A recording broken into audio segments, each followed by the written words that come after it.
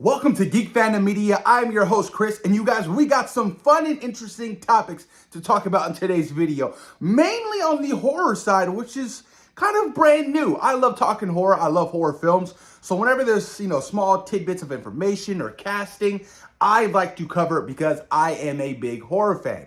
Now, starting off the video, you guys, with the first topic, Friday the 13th, we got a big, massive update for the casting of Pamela Voorhees. Linda Cardellini will be playing Pamela Voorhees in this Peacock-led streaming service prequel series for Friday the 13th. Now, we've heard rumblings, we've heard rumors about Peacock, fast-tracking and green-lighting a series for Friday the 13th for the last 2 to 3 years. But nothing has come of that. I know there have been this whole copyright issue with the Friday the 13th franchise. It's a whole big mess. This makes me happy because that means they are moving forward. They are casting this series. And I am so intrigued of the idea of a prequel series for Friday the 13th. Now, the Friday the 13th franchise has been ginormous. Now, majority of their films haven't been the greatest, but they've been entertaining. My favorite Friday the 13th film, you guys, it's got to be the final chapter. Final chapter is just the goated out of each and every single one of these Friday films.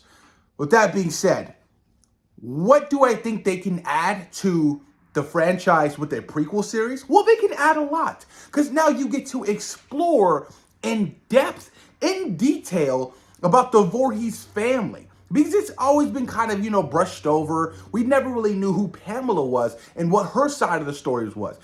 All we knew is, she lived on Camp Crystal Lake. She took care of her special needs son, Jason Voorhees, and he was murdered. And that led her on a downward spiral to do all these terrible acts of violence to, the campers. I am so fascinated that this prequel series is going to be on Peacock. And what I think this could potentially lead to is them doing actual films after this prequel series. Now, do I think this should be a limited series? Absolutely. I don't think that this needs to be 2 to 3 seasons long. I think you're kind of stretching it. This definitely should be a limited series, which opens up the floodgate and doors and opportunities for them to do actual films based on what they are already establishing in this prequel series for Camp Crystal Lake. That's what I think they should do. There's so much you can do. And we got a small little detail about the story, nothing too revealing, but Deadline reports Cardellini's Pamela is a mother who has given up a singing career to raise her special needs son. Just right there alone, I am hooked. Because now you get to be sympathetic towards Pamela Voorhees. You get to know her and her side of the story and her upbringing and her motivations. Obviously, we kind of know her motivations by the end of the series, right? I mean, we all know that, she goes after, all the kids, and she ends up killing, the counselors. But we get to explore in much depth and detail of her special needs son, Jason. I think this will be a game changer. And I'm being honest with you, because now we'll be so sympathetic, empathetic for these characters. Now you're gonna root for Jason, right? Because you get the backstory. And this series can, oh my God, this can go really dark. Exploring the relationship with, her husband, Mr. Voorhees. Will he make an appearance in some kind of way? It's a possibility. Look, we've seen every iteration of Jason. He went to space. He fought Freddy. We've seen it all, you guys. He went to hell and back. So them doing this, I think, is a wonderful, fantastic idea to explore the Voorhees family like we've never seen it before. Like, that's what I'm really invested in, to side with Pamela, to root for Pamela, right? Because the tragedy and, the tragic death of her son, who has these special needs, who's, disfigured, who's going to be, it's going to be sad, you guys. It's going to be so sad. And I always go back. I don't know if you guys ever seen the film Pumpkinhead. I believe it was Pumpkinhead 2. You kind of get the tragic backstory of, I wouldn't say Pumpkinhead, but, one of the main characters who was, severely disfigured, and he was teased and he was dropped down a well. We kind of get those similarities here. And I am so invested in being, so invested in the Voorhees family and seeing where this ultimately is going to turn and change and shift how she is in this series. Like I said, it should be a limited series. There's no reason why this should go on for 2 to 3 seasons. So the fact that we get to see a struggling mother giving up her career to take care of her special needs child, and then seeing how the weight and pressure is put on her as a single parent, you guys, get that out. A single parent is tremendously difficult. Being a parent, and having a significant other and a husband or wife, it's hard. But I can only imagine being a single father or a single mother. Seeing that, and then seeing the tragic death of Jason and how it's going to change her and just snap.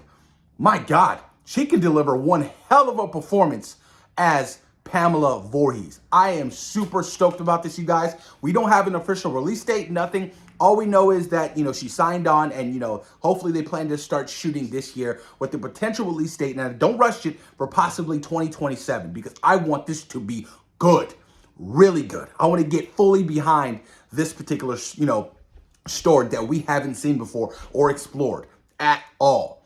Quite fascinating, you guys. But let me know what you guys think in the comments down below about this brief update for the Friday the 13th prequel series on Peacock.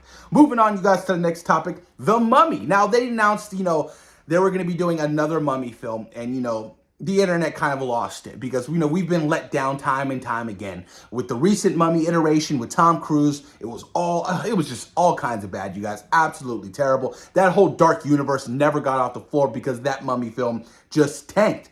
But Jack Reynor has been cast in the new Mummy film. He was in Midsummer. I don't know if you guys have seen Midsummer with Florence Pugh, one of the disgusting, disturbing films I've ever seen in my lifetime. He was good in that. But Lee Cronin, director of Evil Dead, is set to direct this film and has a release date of April 17th of 2026. Now, with that being said, am I excited to see another Mummy movie? Yes. The potential of a darker, more sadistic Mummy film, I feel like that's the approach they will take. I don't think this is going to be an action and adventurous film like the Brendan Fraser films, because those movies were so good. The first two, third one was garbage. The first two films, The Mummy and The Mummy Returns, absolutely love them. Me and my wife watch them all the time. They're just so much fun and so much joy into those films. It's a shame that you don't get movies like that anymore, So I'm really hoping because I don't think they can recapture that magic. If I'm being honest with you, I don't think they can. So them going in a different direction, I think is a smart idea. We are seeing, the upbringing of, or this reimagining, the retelling of the tales of these iconic, Universal monsters. We got Wolfman this year. A lot of people didn't like it. I enjoyed the film. The Invincible Man. We got, Nosferatu. I think it's called The Bride that's coming out next year. There is this reimagining that's happening with these Universal monsters, and I can't wait to see more of them. I just hope that they're carefully taken care of and written in a way we haven't seen before. So, with that being said, you guys, let me know what you guys think about The Mummy casting Jack Reynor in its reimagining of The Mummy. Moving on to the next topic, Final Destination Bloodlines has released a teaser trailer with an announcement of the official trailer dropping tomorrow, and we got an official look at Tony Todd's final film in this movie. And it breaks my heart. I still am pissed off at the Academy that they didn't honor him. Such a damn shame. But Final Destination Bloodlines, I am interested. Not the biggest fan of the franchise. I enjoyed the first two. But then it gets real repetitive after the third and fourth and fifth. And I'm like, okay, I want something different. And I know that this film probably won't have anything brand new to offer other than some absolutely insane, gory kills. But with that being said, I saw the teaser trailer and it piqued my interest because the dude drops some glass on the bar, right? He's like a bartender, and some glass falls into the ice. And I'm like, oh, this is going to be wild. I'm like, okay, I can already see where this is headed. So I was like, okay, you piqued my interest with that. But also that, like I said, this is Tony Todd's last film. He's such an iconic figure from, the remake of the Night of the Living Dead, from him to, voicing Venom or, appearing in Smallville or Candyman.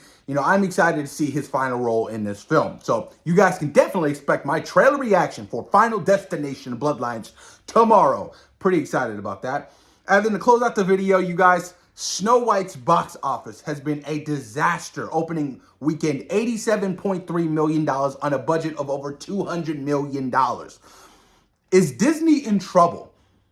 This movie has already had a target on its back for years because of Rachel Zegler. She said a whole bunch of shit that was controversial, and, a lot of fans just don't seem to like her, and it doesn't help that Gal Gadot's performance in the film is, from what I heard, is awful. I haven't seen the film. My wife saw it. She said it was absolutely terrible. So this film has already had a target on its back for years to come. And Disney's just in a different space right now with their live action stuff. Yeah, some people do consider Mufasa to be live action, and I get it. Mufasa made us, it's made profit. It's made over $700 million at the box office. It wasn't as much as The Lion King, making, over $1 billion, but still, it surprised a lot of people and made $700 million. Disney will take that. But these live action versions, man, I just don't know. I mean, Snow White probably has another week to do some kind of money. And then after that, guess what? Minecraft comes out with Jack Black and Jason Momoa. Bye-bye Snow White. Headed to Disney Plus by the end of the month. I mean, it's crazy to me. It's crazy to me that this film opened so low. Not even pulling in $100 million at the box office is crazy to me. That's extremely low. I mean, this year's box office run has been not the greatest when you really think about it. Captain America Brave New World has made $400 million. That's the biggest film of the year. And we're heading into the 4th month of the year, of that being April. But everything else has been, very low. Like, what's going on? We got to wait for the summer smash hits. Thunderbolts, Fantastic Four, Superman, they're headed our way. Those are the big films of the year. But, Disney still has Lilo and Stitch coming out later this year, so maybe that can splash some stuff. But let me know what you guys think. Should Disney stop these live action iterations or reimaginings of their original iconic films? I think, it's a conversation that needs to be had over there at Disney. They're doing a live action of Moana. Moana 2 just made $1 billion at the box office. That was going to be a streaming movie. My God, can you imagine? But let me know what you guys think in the comments down below. And of course, thank you guys for taking time out of your day for watching Geek Fandom Media. Peace.